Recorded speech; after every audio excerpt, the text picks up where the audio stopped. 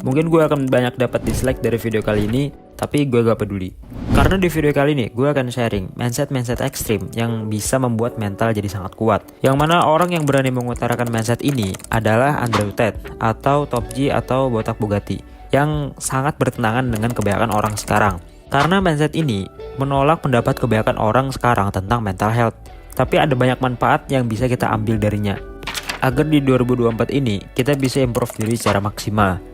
Gue pun pakai mindset ini dan benar-benar ngebuat gue sangat produktif dan gak lembek atau tempel lah. Nah, jadi gue tantang sobat pola pikir semua buat berpendapat tentang video ini di komentar. Tonton video ini sampai habis agar lu bisa nge-upgrade mental lu buat lebih kuat dan tahan banting, biar di 2024 ini lu bisa lebih baik dari tahun kemarin.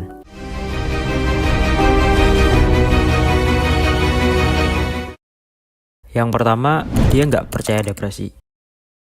Feeling depressed is real. Yeah. Depression as a disease, I do not subscribe to. The idea, I believe, that if you feel depressed, something is depressing you, and you should try your best to fix it. You should take control of your life and do your best to fix it.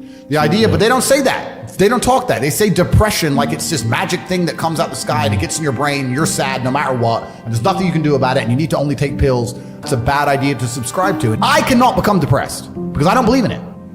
Tuh, psikolog kalau denger ini apa nggak bingung? Udah belajar bertahun-tahun tapi si Andrew ini bilang depresi itu cuman bohongan.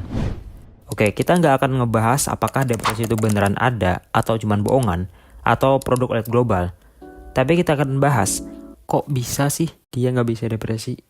Sebenarnya dia bisa nggak depresi. Salah satu penyebab besarnya karena dia seorang yang memakai prinsip stoikisme dalam hidupnya dan banyak duit sih. Nggak canda-canda.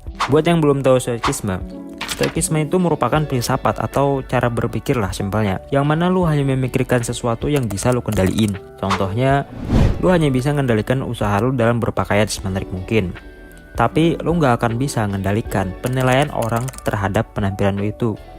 Jadi, lu hanya peduli ke usaha lu dalam berpenampilan sebagus mungkin, dan nggak peduli atau nggak terpengaruh lagi dengan penilaian orang lain. Paham nggak? Nah, kita balik ke botak Bugatti.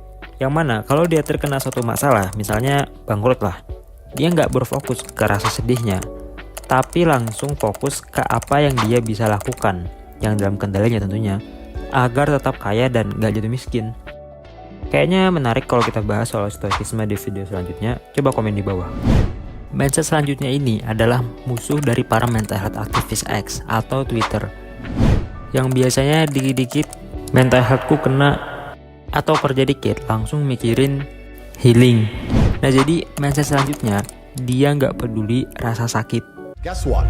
Perhaps I was sad every time I did exactly what I was supposed to do and trained anyway. Perhaps I was afraid when I fought anyway. Perhaps I was tired when I worked anyway. This is how you get ahead in life. I don't have a fucking ounce of sympathy for these people who sit here and say, well, I feel this way so I can't. Then don't do it. Stay down there. The winners are at the top, and the winners at the top don't give about how they feel. We wake up and we perform regardless of how we feel day after day. So if I'm going to ignore my own feelings, I'm certainly not going to take into consideration anybody else's. Yeah. Why am I going to... Sebelum lu nggak setuju, gue akan jelasin maksud dia. Percaya atau enggak, salah satu penyebab Gen Z atau mental orang sekarang jadi lemah adalah terlalu mengedepankan perasaan. Gak percaya? Lu coba bayangkan kalau seandainya tentara-tentara kita dulu dikit-dikit mental health. Duh, besok perang lagi, mental health gue udah kena nih. Gue yakin masa jajahannya tuh makin tambah lama gitu. Mereka tuh pasti merasakan takut dan sedih. Tapi pertanyaannya, apakah mereka mengiyakan perasaannya? Ya enggak kan? Nah, begitu juga dengan impian-impian kita. Mau berhasil dalam usaha, misalnya punya badan bagus, nilai tinggi, atau nyari kerja, harus tahan dengan rasa nggak enak ketika belajar, usaha, dan konsistennya. Iya, memang mungkin semangatnya ada pas awal-awal, tapi semangat itu nggak bisa dikendaliin. Disiplin yang bisa dikendaliin. Nah, kita tuh kadang nggak tahan kalau harus disiplin, karena ya nggak enak. Jadi poin nggak peduli rasa sakit maksud dia itu adalah disiplin. Nah, banyak orang yang kurang memahami soal disiplin ini. Disiplin yang sebenarnya itu apa sih?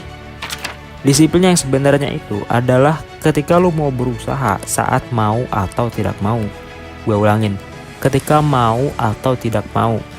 Jadi ketika lagi gak mood, gak mau olahraga misalnya, tapi mau punya badan bagus, kita tetap olahraga walaupun lagi gak pengen banget. Mindset ini udah gue pakai dan gue pun nyesal kenapa gue nggak tahu mindset ini dari dulu. Nah, bayangkan lu udah nggak peduli dengan rasa nggak enak ketika disiplin, dan hanya fokus ke usaha lu dan nggak memperdulikan tentang tanggapan negatif orang-orang. Bakalan secepat dan sesukses apa lu dapat impian lu di 2024 ini. Nah, jadi itu aja video kita buat hari ini. Subscribe dan like jika lu suka ngembangin diri. Dan sampai jumpa di video berikutnya. Semangat!